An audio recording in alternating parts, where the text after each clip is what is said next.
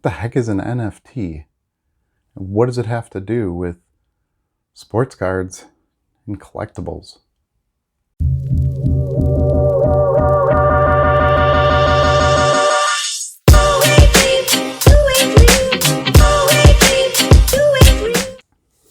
Yo, yo, yo, yo, YouTube.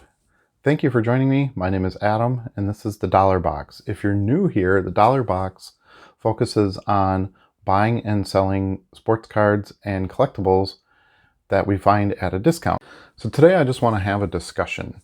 I want to talk a little bit about NFTs, non-fungible tokens.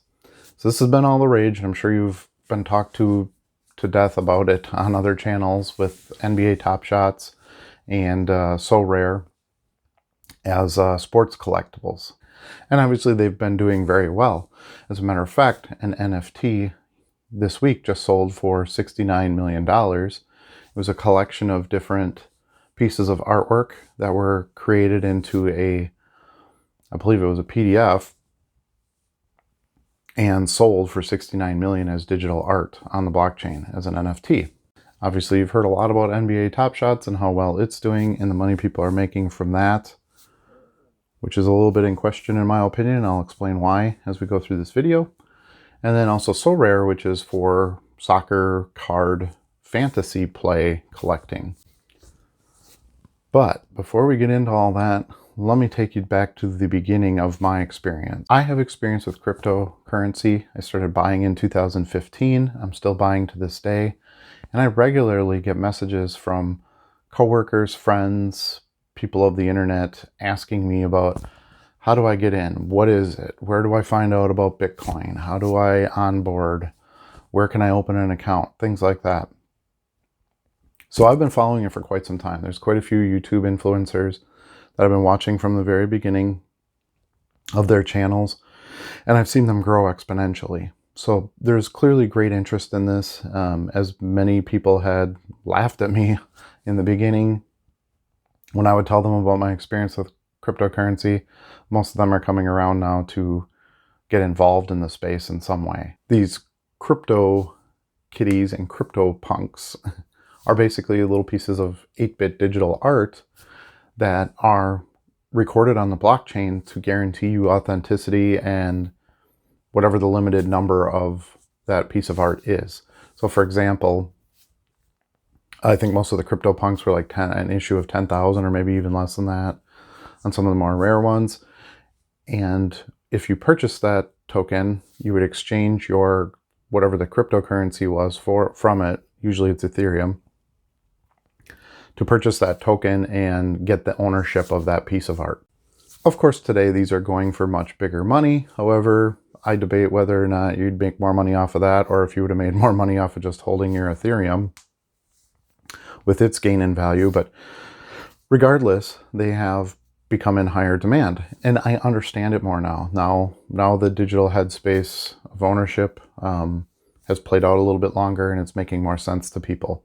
So owning a rare piece of art that was done with a brush stroke that you hang on your wall is not really much different than a digital piece of art that's limited and authenticated on a blockchain. So we see this with a lot more today. 2021 is going to be the year of NFTs. It's not going to slow down. So what does all this have to do with what we do on my channel, sports cards and investing in basically sports art? Well, a lot, because that's where the biggest boom is happening right now. NBA Top Shots has exploded. People are buying these moments and then selling them right away and making these profits.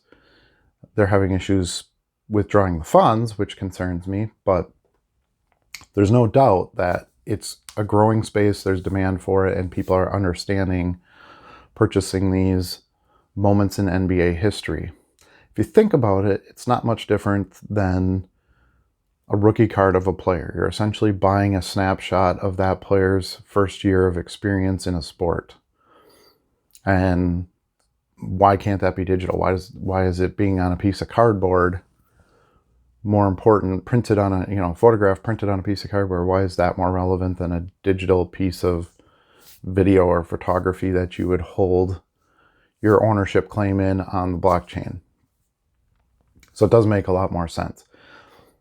Now, where I really think there's good opportunity is SoRare.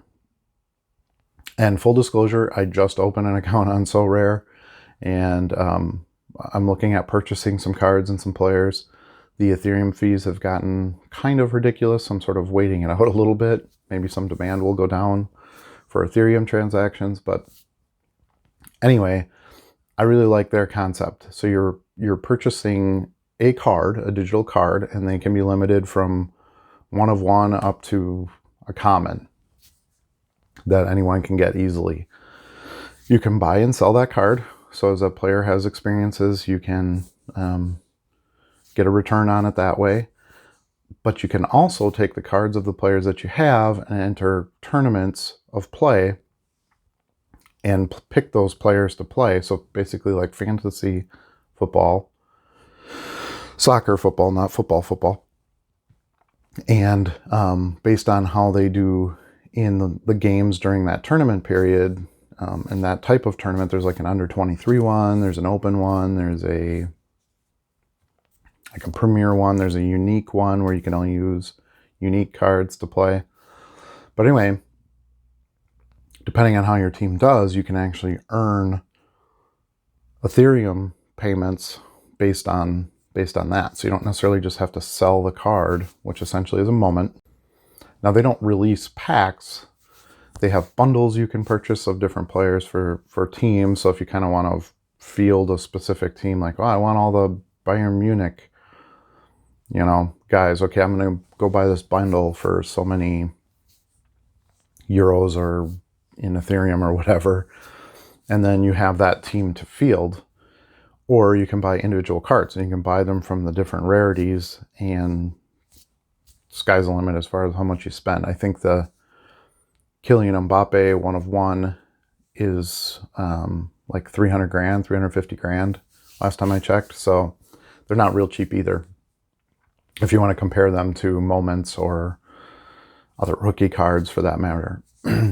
So I think as more and more people want to participate in this, it's easier to get a quick profit. You don't have to buy the physical card, insure it, get it shipped, send it off for grading, wait for that to come back, spend all the money, deal with fraud transactions, and the list goes on and on and on with physical cards.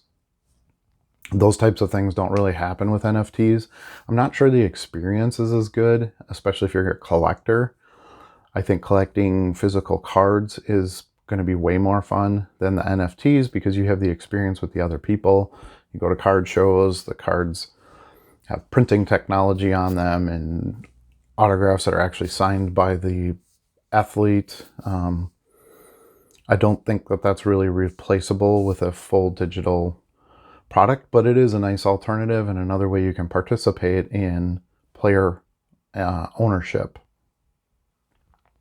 So that's my 2 cents. That's where I think we're going with NFTs. I think there's going to be a lot more to come. I think the NFL is going to get on the game. I think what else do we not have in there yet?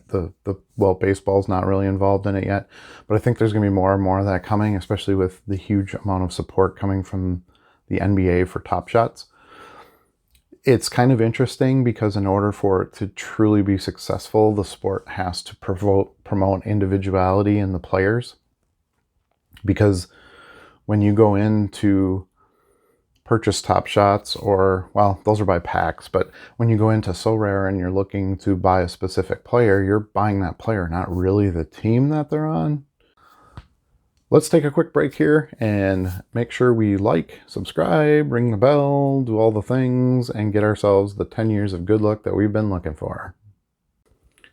So let me know what you think. I would love to see some comments, some feedback, some questions are great. I don't have all the answers by any means. I'm new to some of the NFT space myself.